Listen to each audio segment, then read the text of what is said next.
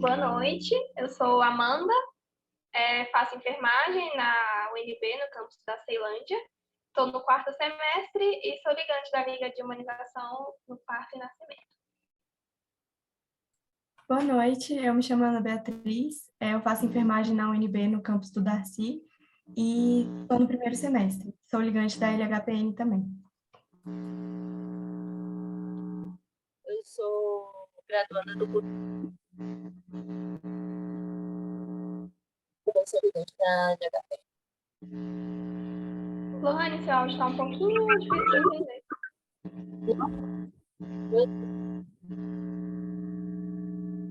Bom, mas enfim, sou campus do Darcy Ribeiro e também sou ligante da Liga. Deu para escutar melhor dessa vez? Nossa, Um pouquinho.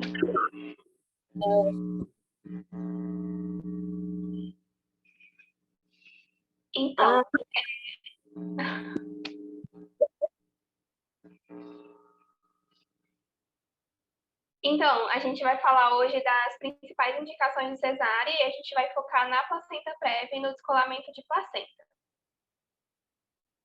Pode passar. Então, contextualizando um pouco, sobre a cesariana. A cesariana é uma cirurgia de extração fetal indicada quando existem algumas necessidades específicas da mãe ou do bebê, em casos que a parturiente ou o bebê apresentem maior chance de morbidade ou de mortalidade. A cesariana ela é uma cirurgia de grande porte e ela tem um risco maior de mortalidade do que o parto normal. Então, por conta disso, ela não é uma cirurgia que deve ser indicada em qualquer caso. Tem que ser pensado de forma individual, de acordo com a necessidade, o diagnóstico de cada parturiente. Pode passar. Só a título de curiosidade mesmo, o primeiro caso de cesariana foi em parturiente viva, foi registrado em 1500 por um homem que trabalhava com castração de porcas. Antes disso, a cesariana era feita em mulheres que já tinham vindo a óbito com a intenção de salvar o bebê. E esse homem que estava com a esposa em trabalho de parto, que não estava progredindo, ele fez uma cesariana usando os conhecimentos que ele tinha na época, os conhecimentos que ele tinha relacionados à castração de porcas. E mesmo após isso, a cesariana foi introduzida na obstetrícia só no século XVIII, mas ainda assim não era feito com tanta frequência devido à falta de conhecimento científico na época. Pode passar. E falando um pouco da cesariana agora na atualidade, a taxa de cesariana aqui no Brasil ela é de 55% na rede pública e de 86% na rede privada. Então, hoje ela se tornou uma das principais a principal via de parto aqui no Brasil, sendo que o mais recomendado pela OMS é de 10% a 15%. Então, pode passar essa taxa muito alta, é bem alarmante porque ela indica uma falha no nosso sistema de saúde, em que nós profissionais, visando a saúde dos nossos pacientes, temos que ter uma conscientização a respeito dessas taxas e de entender por que está sendo tão frequente assim, mais frequente do que era para ser, porque quando ela é indicada desnecessariamente, ela pode trazer alguns desfechos negativos, como a prematuridade para o bebê, que pode aumentar as chances de admissão na UTI neonatal, aumento das taxas de morbidade, mortalidade materna e neonatal, e complicações de gestações futuras, como, por exemplo, a placenta prévia, a placenta creta, histerectomia por cesarianas repetidas. Pode passar.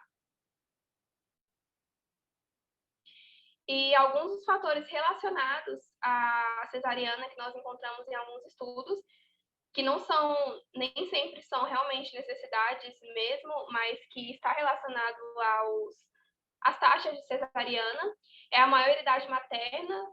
Conforme a mulher vai avançando na idade, vão surgindo muitas comorbidades, então tem essa associação. Ganho de peso gestacional, cesariana prévia, diabetes gestacional, a pandemia da Covid-19.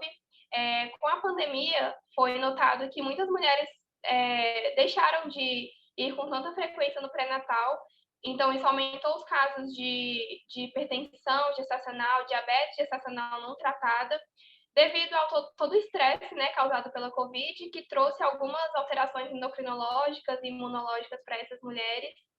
Maior renda e escolaridade também foi um fator relacionado à cesariana.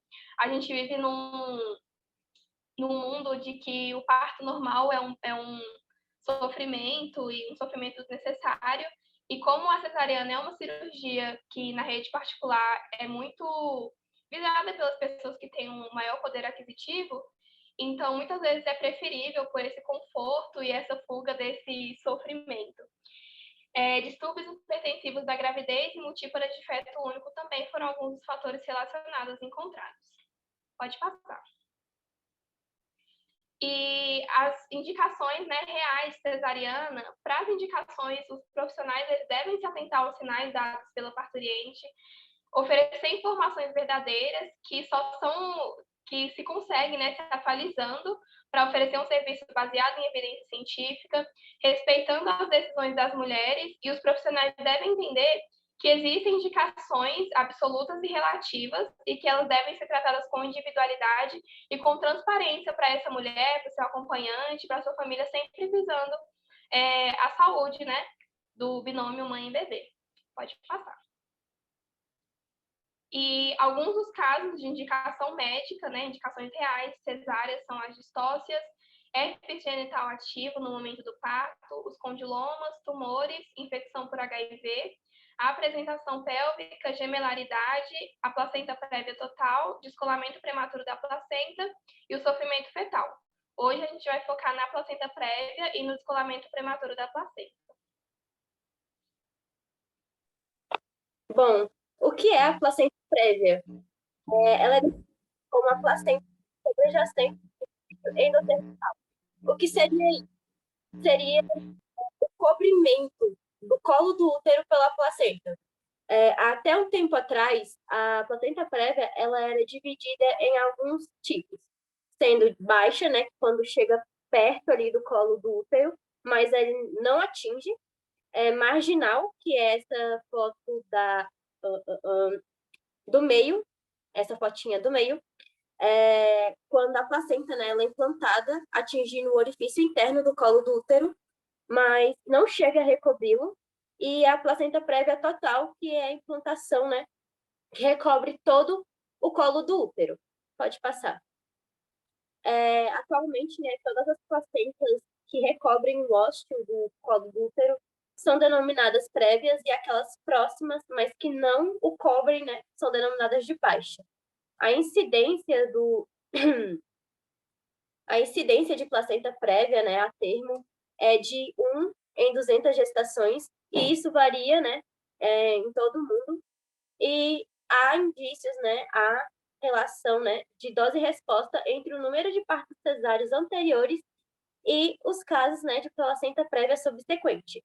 Outros fatores de riscos, né, que incluem que podem ser, né, de risco para a placenta prévia, podem ser a interrupção da gravidez, sendo ela espontânea ou eletiva, cirurgia uterina prévia, aumento da paridade materna, aumento da idade materna, tabagismo, uso de cocaína e gestações múltiplas e outros casos diagnosticados, né, de gestações anteriores com placenta prévia.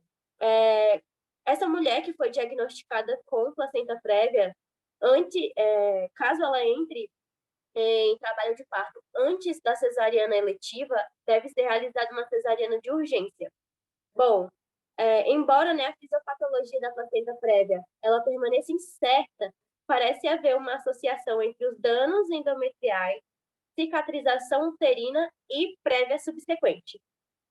Bom, as complicações fetais são principalmente aquelas associadas à prematuridade. Por sua vez, né, as taxas de mortalidade perinatal, elas aumentam, né, de 3 a 4 vezes, e a morbidade perinatal também ela é substancial. Pode passar. Bom, a apresentação clássica, né, da placenta prévia, ela costuma ser um sangramento vaginal indolor no terceiro trimestre gestacional. Bom, com isso, o sangramento ele pode estar associado com dor abdominal, contrações, ou ambos desses sintomas. A maioria, né, das placentas prévias, elas são diagnosticadas por ultrassonografia pré-natal, que é aquela ultra-abdominal, e que é considerada diagnóstica. Bom, em alguns casos onde o médico tenha dúvidas se há ou não uma suspeita, onde se envolve ali uma suspeita de se há ou não placenta prévia, ele deve recorrer a um segundo exame de ultrassonografia transvaginal, que vai ser muito mais específico e vai delimitar onde está a placenta e o orifício endocervical, a distância que eles estão. Por isso que a ultrassonografia transvaginal ela não é necessária ser realizada em todas as mulheres, visto que a ultrassonografia pré-natal, ultraabdominal, já é necessária para fazer o diagnóstico. Pode passar.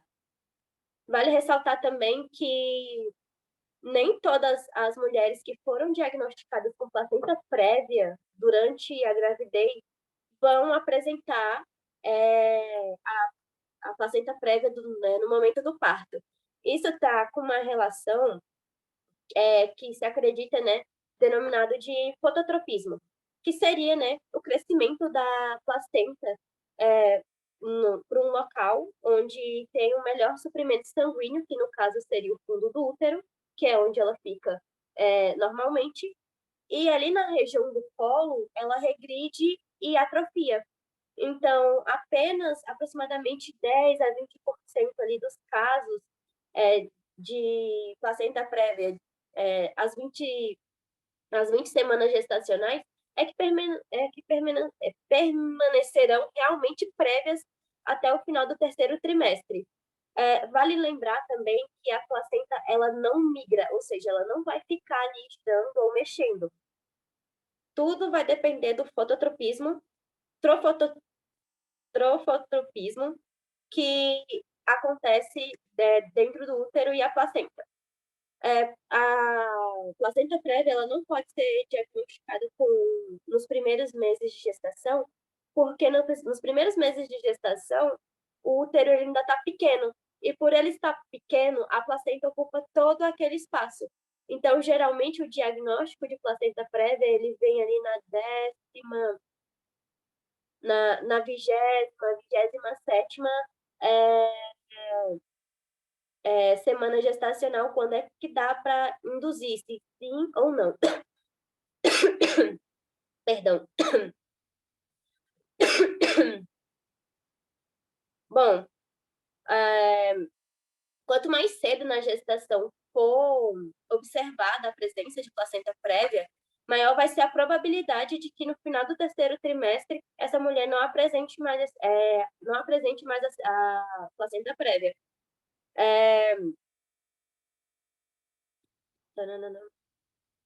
Embora, né, a cesariana ela seja universalmente aceita como abordagem ideal para casos de placenta prévia, vale ressaltar que se a placenta ela tiver 2 centímetros ou mais do orifício do colo do útero, pode sim haver uma tentativa de trabalho de parto apropriada e o risco de sangramento é aceitável. Por outro lado, se houver menos de 1 centímetro entre a borda da placenta e o orifício do colo do útero, as chances de hemorragia elas são extremamente altas, né, o que justifica a cesariana planejada. Então,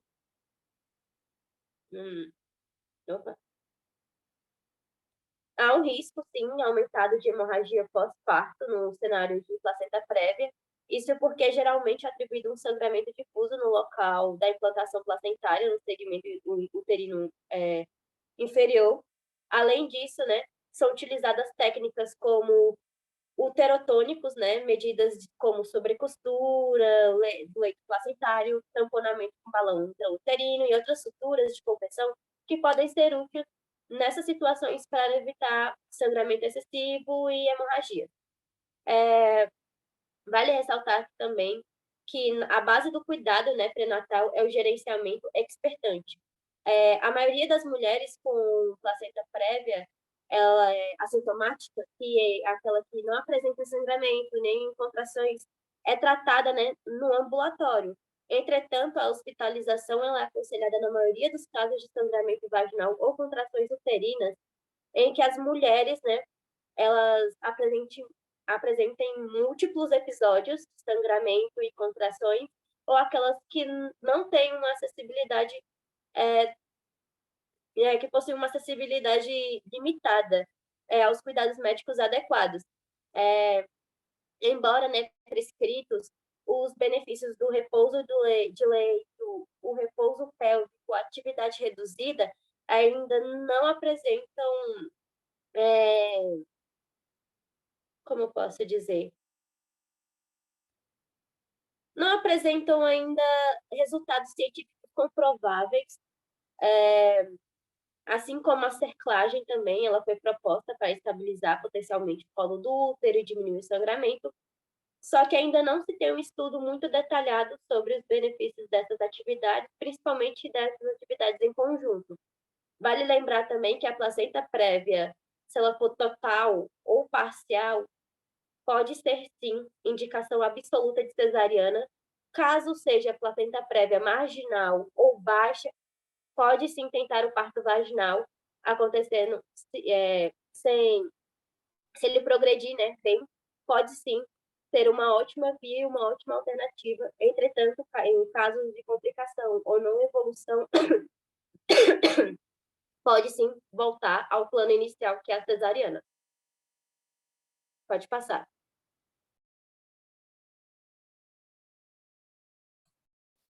Bem, o descolamento de placenta é o segundo caso de indicação de cesárea que a gente vai abordar hoje. Muita gente já deve ter ouvido falar sobre o descolamento de placenta, mas o que seria? Esse descolamento é definido como a separação prematura da placenta da parede do útero de uma gestante. Sua incidência é em cerca de 1% dos nascimentos e ela ocorre comumente em gestações em que a mãe tem 35 anos ou mais. E também que essa mulher é multípara, ou seja, ela já passou pela gestação e pelo processo do parto anteriormente. E ainda, né, em muitos dos casos, ela também já apresentou descolamento de placenta em gestações anteriores. Peraí, que eu não consegui passar o slide aqui, gente.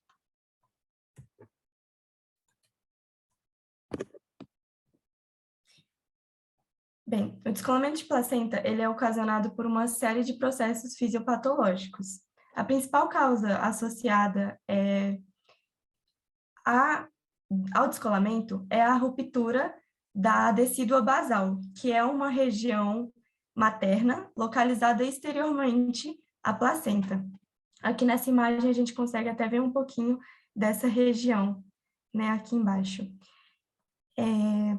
Quando ocorre essa ruptura, geralmente o sangue se acumula, formando um hematoma, que vai separar essas duas camadas, a placenta da decídua basal. Aqui nessa imagem a gente consegue ver direitinho também esse descolamento, né? Com esse hematoma aqui, que está bem grandinho nesse caso. Dependendo de cada caso, esse sangue ele vai poder ficar acumulado ali e não sairá do lugar. Ele vai formar aquele hematoma e vai continuar ali até o término da gestação. Em outros casos, ele vai, de certa forma, escorrer até o canal vaginal e a mulher vai acabar apresentando um sintoma característico desse descolamento, que é o sangramento vaginal. Mas isso depende de caso para caso. O descolamento, ele pode ser desenvolvido por qualquer grávida, mas tem uma série de fatores que vão poder influenciar no desenvolvimento dessa situação. Esses fatores que estão relacionados geralmente com a circulação do sangue da gestante como esforços físicos muito intensos, a pressão alta ou pré-eclâmpsia, né, apresentada durante a gestação, uso de drogas, uso de álcool. Também acontece quando a gestante sofre um forte impacto nas costas ou na barriga durante a gestação, isso pode ocasionar uma interferência direta, né, na circulação do sangue dessa mulher. E também quando a rotura da bolsa é prematura. Quando ela acontece antes do tempo previsto, existe um certo risco do desenvolvimento desse descolamento da placenta.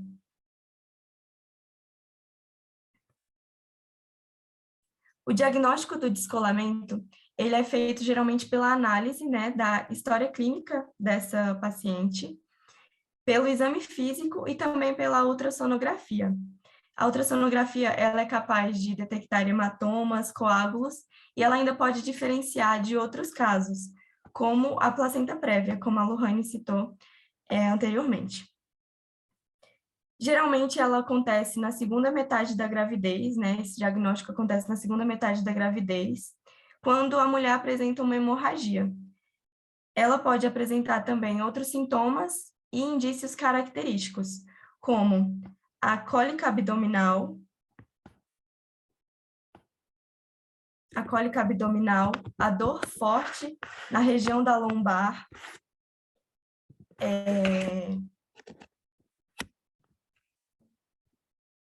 o sangramento vaginal, que é aquele caso que eu citei anteriormente, quando o hematoma, ele vai, de certa forma, escorrer, esse sangue vai chegar no canal da vagina da grávida, e também no corpo do bebê pode haver uma alteração na cardiotocografia, né? A mulher vai para o exame, que acontece geralmente pré-natal, é um exame pré-natal feito, e vai observar certa modificação nesses exames do bebê. É importante ressaltar também que existem graus desse descolamento. Então, existe o grau menor, que é o parcial, o descolamento parcial da placenta, e existe o total, que é maior, é um descolamento maior dessa placenta. Então, dependendo de caso para caso, esses sintomas eles podem ser mais aparentes ou menos aparentes. A mulher também pode desenvolver alguns desses e não desenvolver outros. Assim que for suspeitado o descolamento da placenta, deve ser iniciado de forma individualizada, é sempre bom frisar isso, que o tratamento deve ser de forma individualizada, de caso para caso, e tem que ser priorizado a saúde da mãe e do bebê. Algumas formas de tratamento recomendados são o repouso, o uso de oxigênio, o controle da pressão arterial dessa mãe, da frequência cardíaca. É necessário também monitorizar frequentemente o sangramento com exames de sangue, né, para verificar se os nutrientes que estão no sangue da mãe estão nas dosagens corretas. E também pode ser indicado medicamentos que vão diminuir essa contração do útero da mulher. Pode ser que em casos mais graves ocorra o antecipamento, né, do parto. Então, caso apresente um risco da saúde tanto da mulher quanto do bebê, o médico pode, a equipe médica também, né, pode recomendar esse antecipamento do parto, antes do tempo previsto que ele estaria para acontecer. Agora, sobre a via de parto mais recomendada nos casos de descolamento de placenta, eles são considerados casos de urgência. Então, na maioria das vezes, é mais frequente que ocorra cesarianas, por ser associada a ela uma menor taxa de mortalidade perinatal. Então, geralmente, a cesariana é mais frequente porque apresenta menor risco, tanto para a mãe quanto para o neném. Ocorre em cerca de 94,1% das pacientes que apresentam esse caso, e ela é indicada geralmente quando o feto está vivo e viável. Porém, caso haja o óbito fetal e o parto normal, o parto de via vaginal, for considerado de forma mais rápida para acontecer, ele também pode ser indicado, por causa também das complicações que podem surgir durante a cirurgia para a mãe.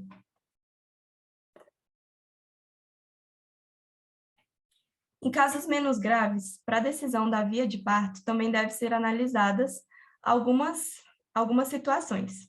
a frequência cardíaca fetal, se ela é ou não tranquilizadora, a dilatação cervical, e também deve ser observada a presença ou a ausência de outras complicações, tanto na gestação quanto na criança. Aqui a gente trouxe também algumas referências dos artigos que a gente usou.